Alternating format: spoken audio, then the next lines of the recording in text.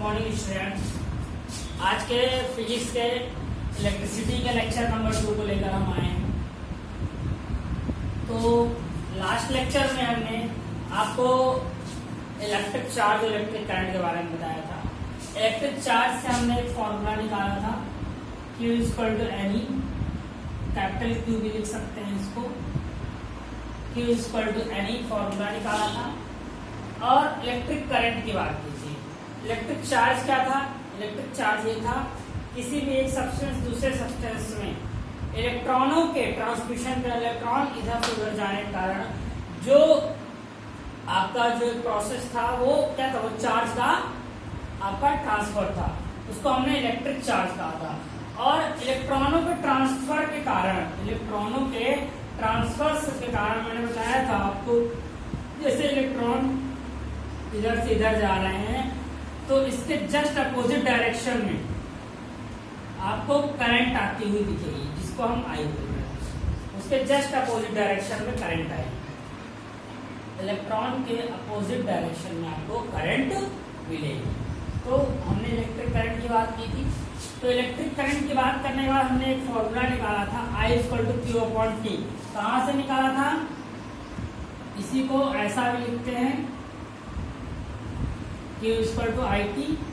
ये है आपका Q स्मॉल में या कैपिटल में कोई दिक्कत नहीं है। Q equal to I T ये आया। तो यहां से हमने Q को चार्ज बोलते हैं, T को टाइम बोलते हैं। चार्ज की जो यूनिट होती है कूलाम होती है, टाइम यूनिट सेकेंड होती है। और कूलाम अपॉन सेकेंड को हम एम्पियर, कूलाम अपॉन सेकेंड को हम एम्पियर बोलते हैं। एम्पियर क्या होती है? आपकी एम्पियर जो होती है वो इलेक्ट्रिक करंट की यूनिट होती है। इलेक्ट्रिक करंट की यूनिट को हम एम्पियर बोलते हैं। अब यहीं से आपका एक टॉपिक और उठेगा, जिस टॉपिक को हम ये आपका दिया रहता है 1 मिली एम्पियर इक्वल टू, कभी आपसे हो 10 टू पावर माइनस 3 एम्पियर, और 1 माइक्रो एम्पियर। माइक्रो का साइन ये होता है, माइक्रो एम्पियर इक्वल टू, ये आपको बहुत यूज में आएगा क्योंकि हमने आपको पहले ही बताया न्यूमेरिकल बेस्ड चैप्टर है।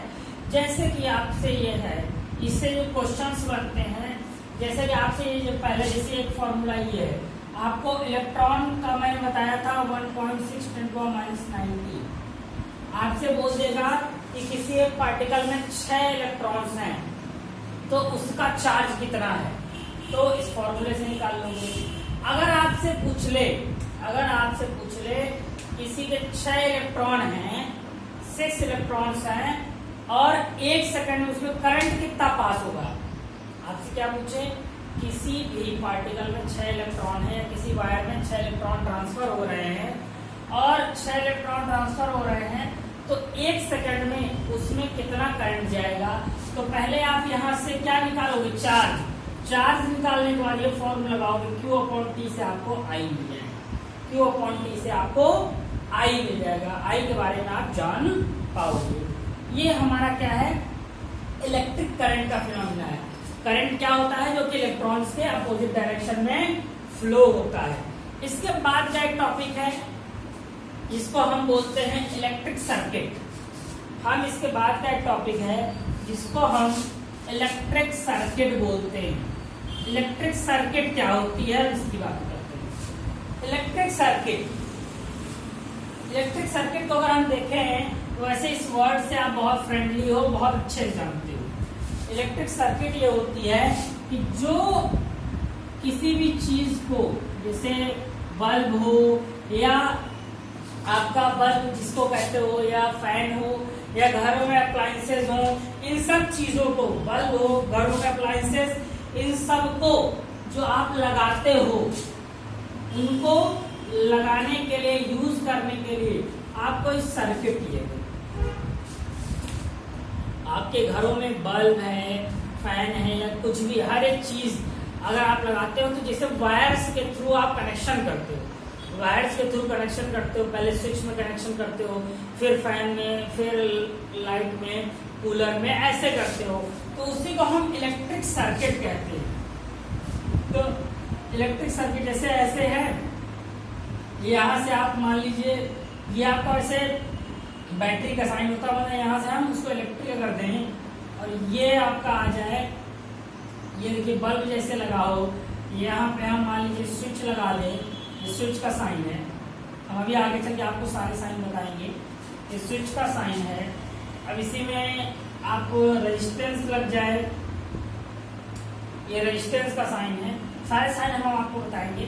तो इस तरीके से मतलब कि घरों में जो आप सर्किट बनाते हो, किसी भी चीज को चलाने के लिए जो वायर्स में जो आपका एक सिस्टम बनता है, उसी वायर सिस्टम को हम इलेक्ट्रिक सर्किट कहते हैं।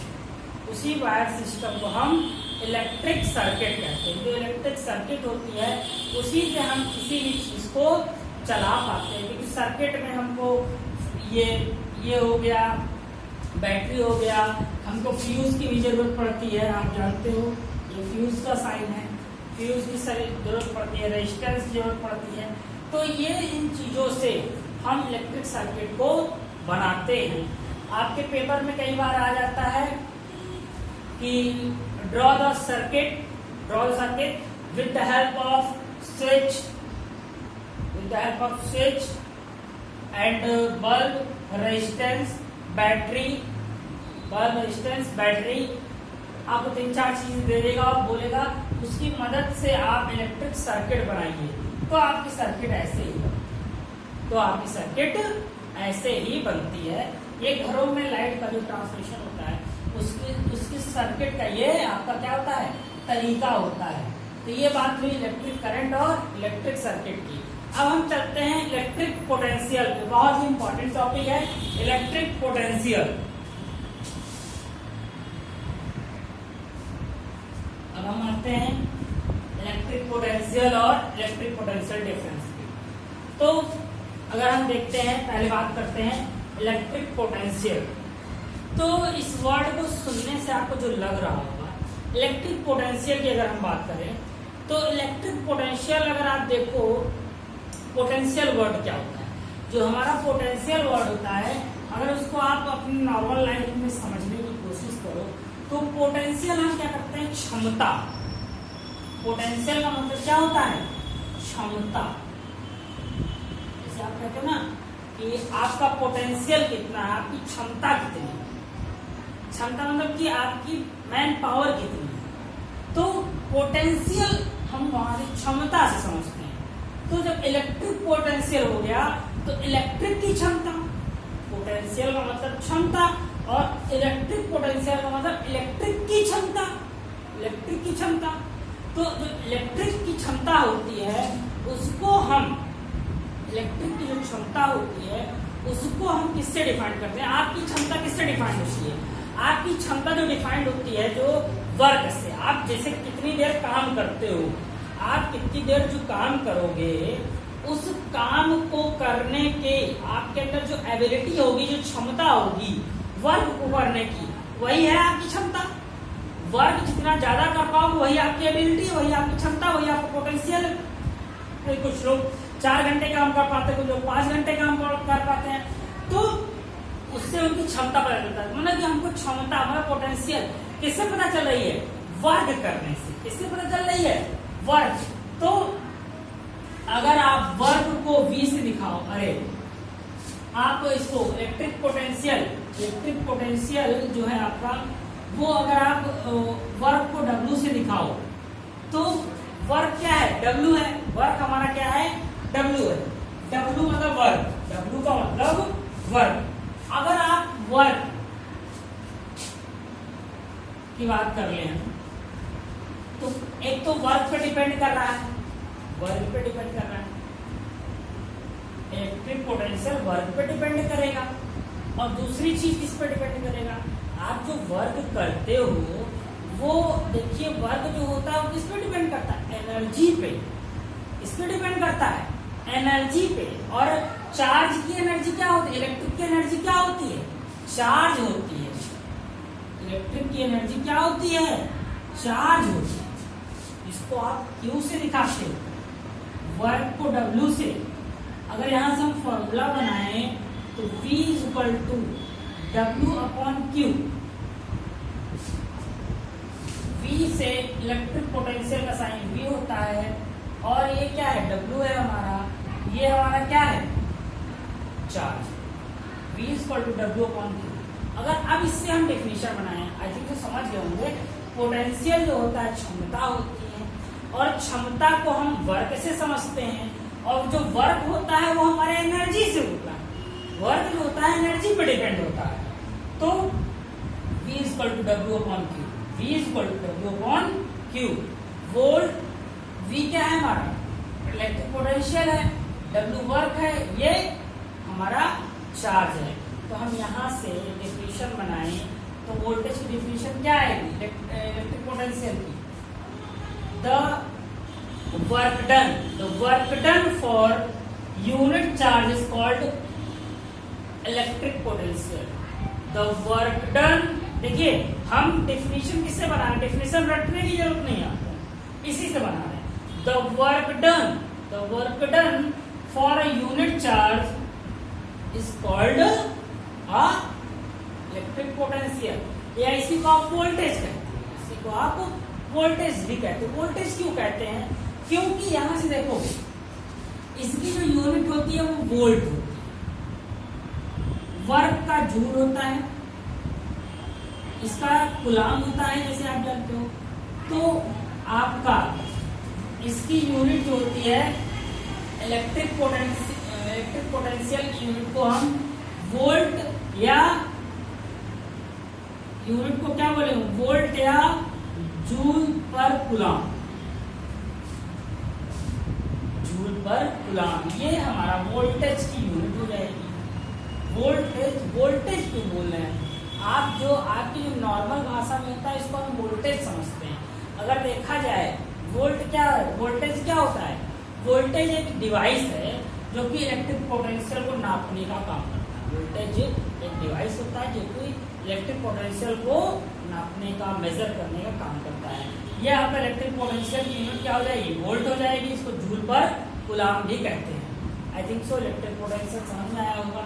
तो एक टॉपिक यहाँ और लिख रखा है electric potential difference. Electric potential difference, तो इलेक्ट्रिक पोटेंशियल डिफरेंस की अगर हम बात करते हैं तो ध्यान से समझिएगा, इसी फॉर्मूले से हम निकाल रहे हैं the work done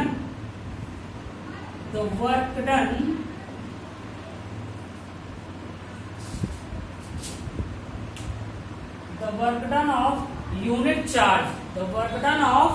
unit charge between 2 points A and B. The work done for a unit charge between A and B.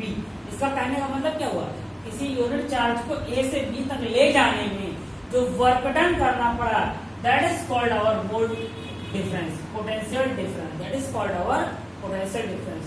The work done for a unit charge between A and B or between one point to other point is called our electric potential difference. Is called our electric potential difference. तो electric potential difference को हम कैसे चलाते हैं, electric potential difference अगर निकालें तो यहाँ A पॉइंट का वोल्टेज VA और इसका VB, तो VB minus VA equal to W/Q, या इसी को हम क्या लिखेंगे, डेल्टा V अपॉन W/Q। ये सेम है, यूनिट वोल्ट ही होगा, जूल पर कूलाम होगा, लेकिन फॉर्मूला क्या हो जाएगा, डेल्टा V W/Q। ज्यादातर आप यही यूज करोगे। तो आशा करते हैं ये इलेक्ट्रिक पोटेंशियल और इलेक्ट्रिक पोटेंशियल डिफरेंस आपको समझ में आया होगा। तो इससे रिलेटेड न्यूमेरिकल्स अब आपको करने हैं, क्योंकि देखिए हमने पहले ही बताया था हम टॉपिक वाइज चलेंगे और थोड़ा सा न्यूमेरिकल भी लेते हुए चलेंगे, जो ये है इसका ये इतना क्लियर होता चले, अदरवाइज दिक्कतें होंगी। अगर क्लियर नहीं होगा तो दिक्कतें होंगी कि बहुत ढेर सारे फॉर्मूले आप सिर्फ कंफ्यूज रह जाओगे। तो इसके आगे हम न्यूमेरिकल्स लेंगे, तब आगे का चैप्टर स्टार्ट करेंगे। Thank you class.